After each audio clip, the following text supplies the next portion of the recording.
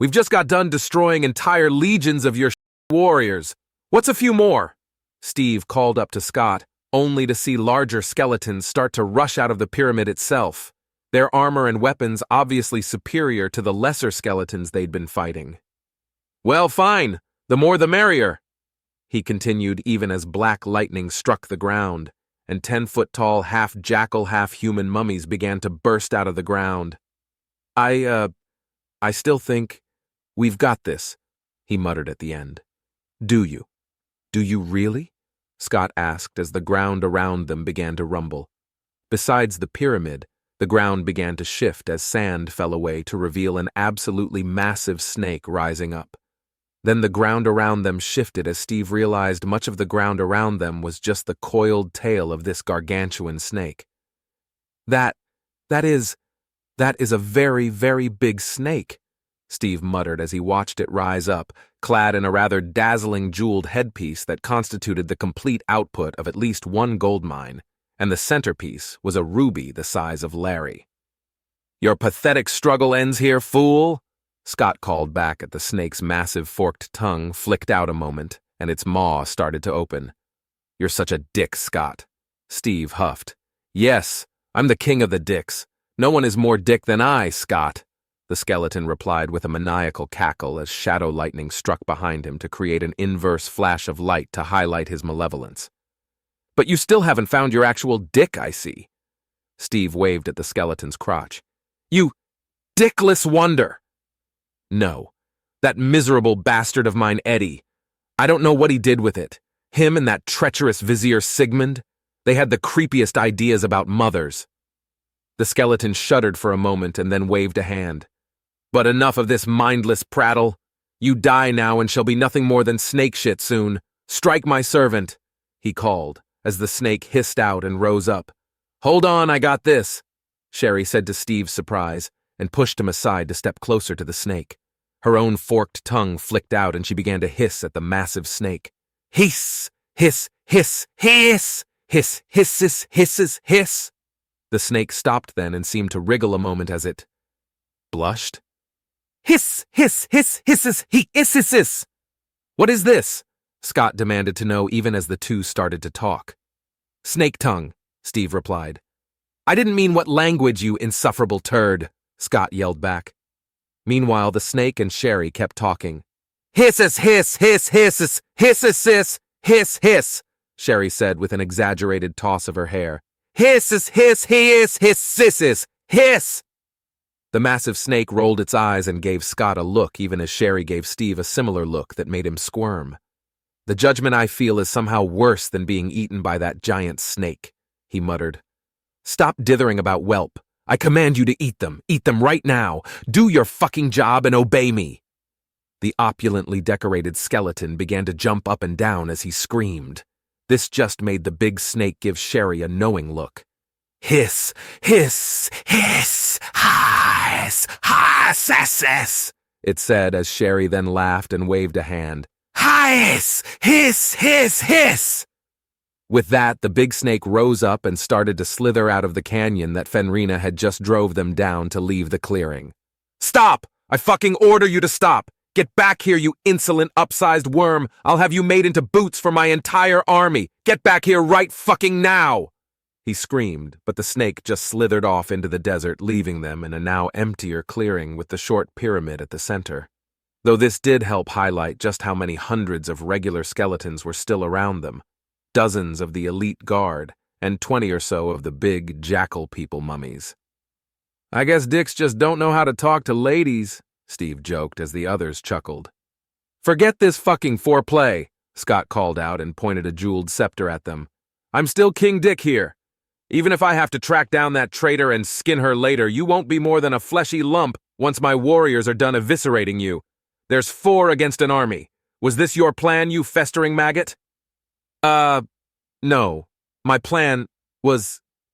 Steve floundered a moment as he tried to think of what to say, but then against the dark sky above them he saw a green light. When he looked up, a massive sphere was hurtling through the air towards them. Ha! That was my plan, dickwad! Behold, the orb of Donalaps! Why is it all fuzzy? He wondered for a moment. somewhat stealing his own thunder as the now fuzzy green orb smashed into the ground behind much of the skeletal army. The fuzz became readily apparent, however, as the sphere poured open to reveal hundreds of cheering werehusky barbarians who came charging out with all manner of weapon at hand. A mighty battle cry rose up from their ranks and echoed out all around them as they descended upon the unprepared skeletons. "Food! Yeah, food!" Fenrina cried out as she pumped her sword in the air. "Why am I not surprised?" Steve asked with a roll of his eyes as the barbarians clashed with the skeletons and mostly focused on ripping them apart to chew on their many bones. "Steve, we've still got most of an army between them and us," Sherry reminded him, and he looked around as the 10-foot-tall jackal people mummies closed in. "Oh shit, right!" They backed up against the wreckage of his Sapphics PM and prepared to fend off the attackers as he yelled up at Scott. "Are you not going to face me yourself, Scott? Man to man?" "No!" the skeleton called back immediately. "What? Why not?" Steve yelled back. "Because I'm a dick! How do you not get this?" The skeleton shrugged as he looked back down on them. "Oh yeah! Well, you might change your mind when you realize you can't do this!" Steve called out and flipped Scott off. "Yes, I can!" Scott quickly extended a hand to flip Steve off in return. Let's try that again. You can't do this." Steve now extended both hands to give Scott the double bird. "This is getting tiresome." The skeletal king sighed and then set his scepter into a stand so he could double bird Steve in return, only to discover his missing finger. "What? How dare you abscond with my second favorite finger?" "Yeah, I bet you'd like to demonstrate how you feel with your hands. Except you can't," Steve taunted as he waved Scott's finger at him. "Murder him and retrieve my finger. I'm coming down there." Scott screamed and began to stomp down the pyramid towards them. "All right, guys. If we work together, we can—" Steve started only to be jostled as Fenrina bounced off him and then leapt at the nearest mummy as she swiped across his chest, landing beside him and driving her blade into his knee before twisting the blade to pop the mummified leg apart and then spinning away to start attacking the next one. "Sorry, Steve, already busy," she called out as he stood there. "Fuck, I didn't teach her any of that." He muttered and then looked up as one of the 10-foot-tall mummies approached him. Right. I've got this," he muttered, and tried to think about not only what he could cast, but what might work. He'd been going through his supplies alarmingly quickly so far. The mummy stomped closer as it raised a massive sickle above him. I cast rock." He slapped together some ingredients, and then tossed a pebble at the mummy, which bounced off its head. The mummy actually stopped and seemed to give him a confused look. "I cast bigger rock," Steve shouted, and rubbed his hands with the remains of the ingredients and pointed at the mummy as a boulder flew out of the sky and smashed Mummy's skull off completely. "Ha! I got one, guys!" Even as he looked over, Fenrina was somehow dueling 3 of the mummies all at the same time, parrying blows with her sword and shield as she deftly kicked, bashed, and stabbed them in return. Sherry was using her bone-wing bow once more to impale mummies and Scott's elite guard. Larry had initiated a holy poetry slam as he hurled divine insults about how ugly the mummies were to crush their spirits, just before he used his hammer to crush their bones for good measure. Seriously? When did I become the slacker? When did this happen? Steve asked no one. "Shit, sucker!" Steve looked back and let out a rather unmanly squeal of surprise as he narrowly leaned out of the way of a blast of green energy from the magical staff the skeletal king held. "You die now!" Scott called out and began to wave his hands to no doubt follow up with a spell. "Ha! Eat disintegration!" Steve yelled back and grabbed the last of his prepared reagent pouches as he cast the words and fired back at Scott with a golden beam of pure energy before the skeleton could react. However, the entire beam just seemed to course around the skeleton as shadowy orbs appeared to deflect the magic. Well, that was the last of the spells I had planned for today. If you could just wait for my team to finish up," Steve suggested, and to his surprise, Scott stopped casting. "Oh, sure." He nodded. "Really?"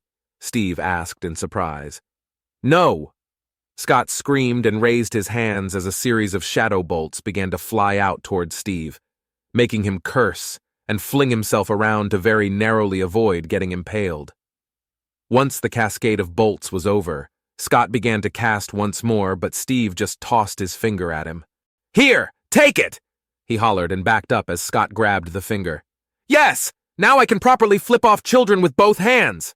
Scott cackled a moment, but his cackling was cut short as the finger began to sizzle. "Wait! No!"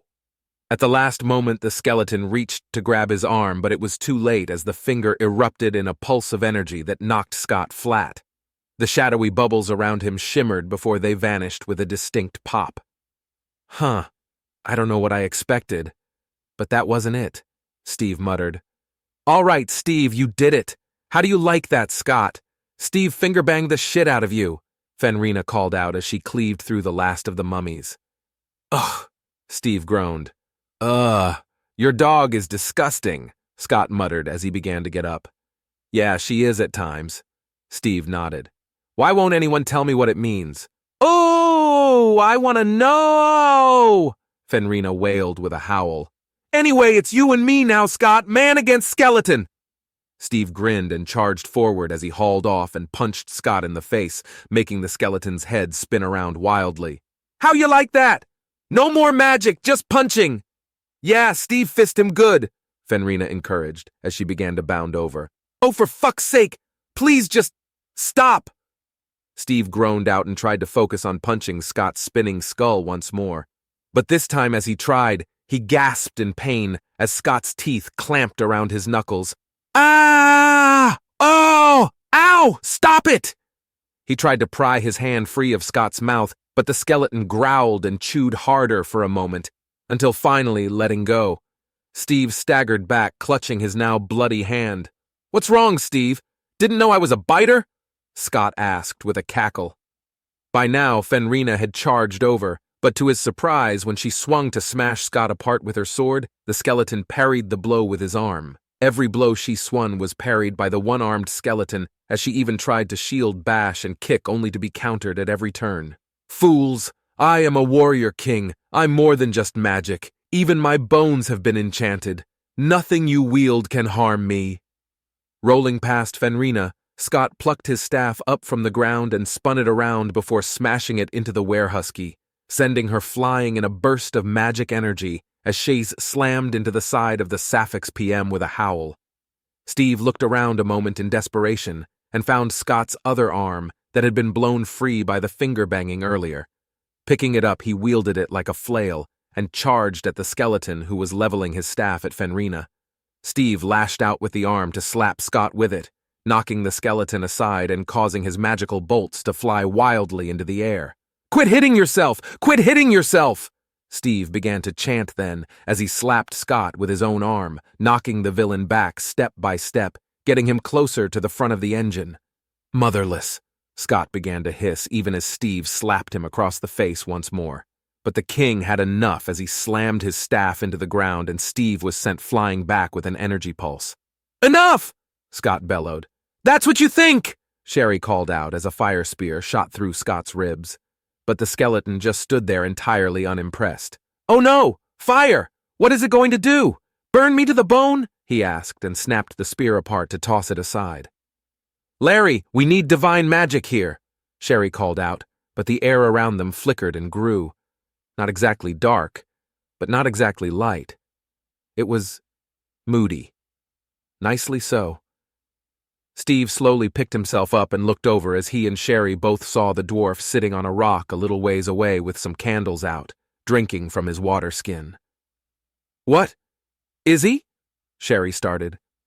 "Larry, did you just use the last of your magic to have a fucking wine break?" Steve shouted at the dwarf, who just held up a finger and kept upending his entire water skin, having turned it into wine. "Fucking Healers Union and their mandatory breaks," Steve hissed. "It doesn't matter," Sherry called out and pointed behind Scott as the army of barbarian werehuskies got closer, tearing apart the skeletons with ease. "You're done, Scott! A dick isn't done until there's nothing left!" Scott screamed back and drove his staff into the ground. "It might take me 1,000 years, but I can dig myself out eventually, can you?" he asked as the cliffs all around them began to shake and rumble, the shadow lighting from the dark sky coursing out and striking at the rocks as it became clear he planned to bury everyone here with him. Fenrina slowly pulled herself up besides the machine then and raised a hand. "Steve, bone me!" "Ugh," Steve groaned. Sherry shuddered. Larry just kept drinking wine. "Okay, even I think that was especially crass." Scott sighed. "What? Why are you all—" Fenrina looked confused and waved her hand. "Steve, the bone, in your hand. Throw it to me. Bone me!" Oh! Steve hastily reached back and hurled the arm towards her. Scott tried to reach up and grab it, but it just cleared his fingers, allowing Fenrina to snatch it out of the sky and shove it into the grinder at the front of the engine. The whole thing crackled as Scott's extremely potent fossilized remains sent a surge of energy through it, and the wreckage of Steve's machine drove forward. "No!" Scott screamed out, just before the grinder slammed into him, but the wreck was halted against the staff stuck into the ground. The engine shuddered and sparks rose up around it as it was filled with energy. "It's going to blow!" Steve shouted and hurled himself flat along with Sherry and Fenrina. The Sapphics PM exploded then in a shower of bone shards and shadows. The army of skeletons dropped, their energy depleted with Scott's demise, and the sky began to grow blue once more while the cliffs stopped crumbling. As Steve slowly pulled himself back up, he looked over to see Larry still sitting on the rock, finishing the very last of his water skin full of wine, though his face was entirely coated in shadows, except for his goggles which had kept his eyes clear. "Hey, your goggles worked," Fenrina mentioned with a grin. Before them the army of huskies began to cheer, and then immediately start chewing on the leftover bones. "Wait! Shit! The power!" Steve scrambled for the scroll from his book that he needed. "It's not contained, so I need to cast now. Fenrina, I'll miss you." "Oh, I'll miss you too, Steve. I love you all." Fenrina grinned wide, tail wagging and tongue dangling from her mouth. Steve pulled out the spell he'd copied down from the old emoji glyphics. Sun? Obelisk? Turtle? Guy pointing left. Angry crocodile, half cat woman." "Steve, did you seriously copy the language down like this?" Sherry asked with an arched brow. "Shut up! I know what I'm doing," he insisted and kept at it. "Scales, upside down sun, river, wavy grass, different river, hedgehog, cactus, moon, dead guy, dog, cat, important cat, tablet, sexy beast." With that, the air around them began to crackle for a moment. Then the bones turned to dust which rose up into the air, swirling around the hidden opening in the rocks. More dust even blowing in from over the cliffs before it pulsed down and shot through all of the barbarian werehuskies. Steve felt the power surge through him then, at the same time as he gasped and sagged as he dropped to his knees, unable to keep standing. Fenrina besides them flashed and glowed bright right as the sun above them seemed to turn pure white. Then Fenrina began to slowly peel away as Astrid formed next to her. Before Steve, he watched the same process take over all the werehuskies.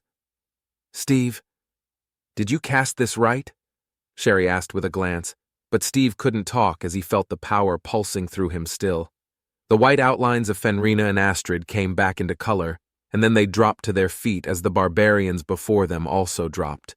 Each were husky, standing next to teenage boys and girls who they had been fused with when hit with the blood curse all those years ago. Fenrina slowly looked down and felt over her own body before she howled and happily picked up Astrid to grasp her in a hug. "Fenrina!" the teen gasped.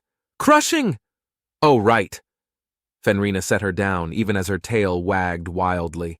"I'm so happy! I'm still me! And you're you! We're here! Together! Steve, I thought you said I'd be a dog again." Was all he could manage at first from the ground as he tried to catch his breath yet again. "Yes, Stephen. What exactly did you do?" Steve gasped as a voice spoke from right behind him, and he turned to see the Archon standing over him. She reached down to pull him up and set him on his feet before she grabbed the scroll from his hand. "Are you serious, Stephen? This is the spell you made?" "It worked, didn't it?" Steve shrugged slowly, barely keeping his balance. "This isn't even the language!" She clicked her tongue and shook her head. "Come on, we both know it's not about what you cast, it's about how you cast it." Steve tried to shrug it off. That's emphatically not the case. The Archon sighed. Different river? Yeah. One was squiggly wiggly. The other was more just wiggly wiggly. He tried to draw the shapes in the air. So you used the entirely wrong formula, a power source which is in no way safe or stable, and even got the words wrong, and somehow got the right answer? The Archon's body shimmered as stars ruptured, planets collided, and nebulas pulsed, which Steve knew to mean she was miffed. Yes. He nodded slowly, seeing no other way to answer. Now I truly understand why your professors hated grading your exams. She sighed softly. Hey, if I get the answer right, does the formula really matter? He shrugged. Yes. Yes, Stephen. It does. The Archon nodded. Right. Also, why are you here? You said you couldn't help Almerins fight Scott and his army. Steve reminded her. Yes, but the fight is over, she pointed out. Well, isn't that just convenient for you? Steve snarked as he crossed his arms. Yes, it is. I'm the Archon of Magic. I do much to make everyone's lives more convenient. Why shouldn't I get some of that too from time to time?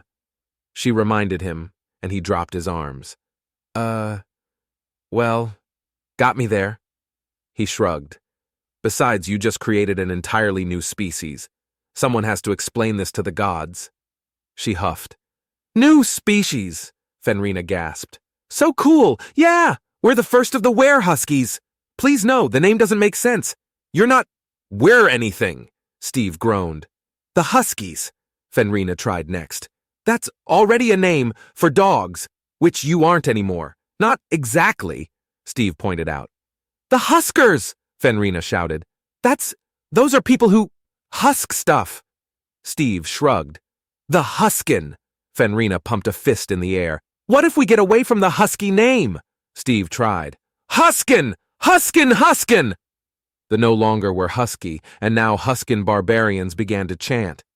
Well, great, that stupid name's likely stuck. Steve sighed and rubbed at his face. So you didn't mean for this to happen, right? The Archon asked. For them to pick that name? No. Steve shook his head. I mean for you to make a new species. The Archon huffed. Oh, no, if I had, I would have. He shrugged slowly. I didn't really plan most of this. The Archon pinched the bridge of her nose then. All right, I'll be back. Don't mess with the fabric of reality anymore for a bit, please. No promises. Steve answered honestly and suffered the glaring stars of the Archon's eyes a moment before she vanished. This is so exciting! I gotta see who all is here! Fenrina happily began to mingle with the mass of huskin who were greeting each other. Larry, wine break is over. Let's get to healing people. Sherry reached over to grab the dwarf and drag him off his candlelit rock. I'll stay here and keep breathing. That's all I can promise. Steve groaned as the others moved up to leave him alone to recover, but he paused as he saw something he hadn't expected. Hey, buddy! The huskin looked over at him. Who are you?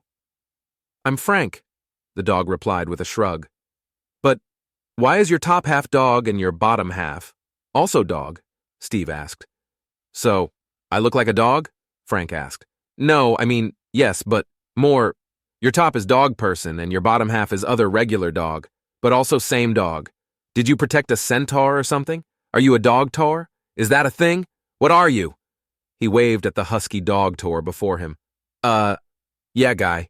There are some people I want to see. So, bye. Frank began to walk away from him on all fours as Steve blinked. Wait, magic already doesn't make sense. Help me learn the rules of this shit, he called out, but the dog tower just kept going and Steve was too tired to chase. He sighed and rubbed his face heavily then. Fucking magic. Such a shit show. Would you hold this a moment? Steve looked over in surprise as a woman in a dress handed him a rather fancy sword. He took it then and noticed she was rather wet. Oh, thank you. The sand. Just atrocious. He noticed her Kashurian accent and looked around as he spotted a small puddle in the sand behind him a ways. Wait. Where did you come from? Who the fuck are you? He asked.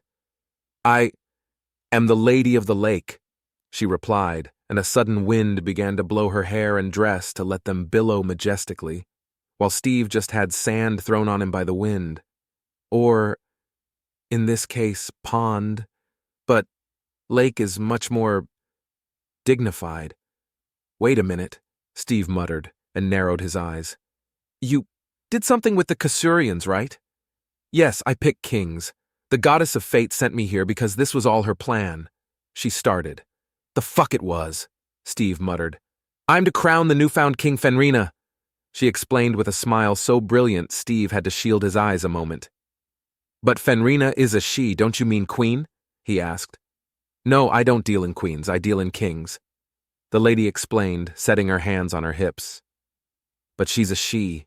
Doesn't that matter? Steve pressed. Not to me, it doesn't. Kings get swords and are given divine right. I don't know what queens get, but I don't deal in them. The lady huffed. Divine right? The fuck you say? She'll rule by the consent of the people or not at all? Steve growled back. Oh, are you one of those peasants who thinks they should have a say in how they're governed? The lady asked with a soft laugh behind her hand. Yes, I am one of those peasants, Steve growled. Well, too bad. She's becoming king and that's the end of it. Give me the sword back. It's an irreplaceable artifact bestowed by the gods to confer the power of a true, just, and divine ruler upon their chosen king. She held out her hand then. No! Steve pulled the sword back. Fine, keep it, peasant. I'll get another. She huffed. You just said it was irreplaceable, Steve shouted. No need to be snippy when you don't understand words, peasant. She shrugged. I can get more from the lake, pond. She shook her head with a roll of her eyes. You only delay me. It's a puddle. Steve growled low and then thought it over before he handed her the sword. Take it back. Ah, good you've come to your senses then, she asked as she took the fancy sword. No, I need both my hands free to use what might literally be the last of my life force to cast fireball. Steve explained and began to move his hands to pull up what little reserves he had to cast it. Ha! You can't hurt me with a low-grade fireball. The lady laughed behind her hand once more. Yeah, but I can sure burn up that puddle. What happens then, lady of the shitty sand puddle? Want to find out? He asked. She looked from him to the puddle and back again. You wouldn't... She muttered at first, but he didn't even reply. He just raised his hands and she made a mad dash, hurling herself into the water just as he tossed the fireball at it to turn the water into a flash of steam. The moment that was done, he collapsed back onto the ground and groaned as his body did its best impression of a dying guy. Fuck. Fate, he whispered. But he didn't die. Instead, he felt something wet slobber all over his face and opened his eyes to see Fenrina crouching over him. Hi, Steve, she grinned. I've been talking it over with the others and they made me their king. No, he muttered. No divine rule. Promise? Oh, right. No monarchies. No divine rule. Promise. She nodded and tapped her chin. They made me... consul? There has to be two. He muttered. Right. Prime Minister? She tried. That's a Kasurian thing. He gasped and tried to push himself up but didn't have the energy for it. Oh, right.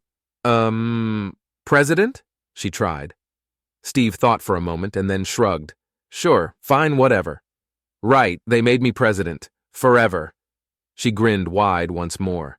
I swear I'll rule with the consent of the people, and beatings, just like you taught me. That's not, Steve groaned, unable to have this discussion right now. So you're the first president of the Huskin. He glanced over and saw the Archon standing above him now as well, writing in a book. And what of your surname? You need to pick one for the records. Oh, Fenrina paused and slowly rubbed her chin, tongue dangling from the side of her mouth as she was in deep thought. Spellslinger, she finally said. What? Steve asked. Fenrina Spellslinger. The Archon began to write. What? No, she didn't mean that. Steve groaned. I sure did. It seems like a great name to me. Fenrina nodded. You can't use that name. It's my name, he gasped out. Well, you never use it, Fenrina insisted with a shrug. I literally use it all the time. I stick my name on everything, Steve protested. Fenrina Spellslinger, the first president of all Huskin. For life. The Archon nodded slowly as she wrote in the book. Why? Was all Steve could muster. Also, I'm leaving Doom, Fenrina added, and waited for the thunder and lightning to stop. They all need a ruler, and I've got to make a home for my people. Plus, a bunch of the kids will need help getting north to find their tribes, or what's left of them, so I'm going to be gone for a few years to set all that up. I'm going to miss you, Steve. Come visit all the time. She pulled Steve up to crush him in a hug as she squeezed the air out of him and then set him back down to wheeze. My people, we go north, she pointed as there were a series of cheers and happy howls. North is a massive desert filled with terrible creatures, no food, and oppressive heat, the Archon announced. We go east, to the coast, and then north, Fenrina corrected and got the exact same number of cheers and happy howls. That's straight into Almarin territory, Sherry pointed out. Yes, a horde of hungry, Huskin barbarians. I wonder who the Senate will blame for this. The Archon shrugged. Why? Steve gasped.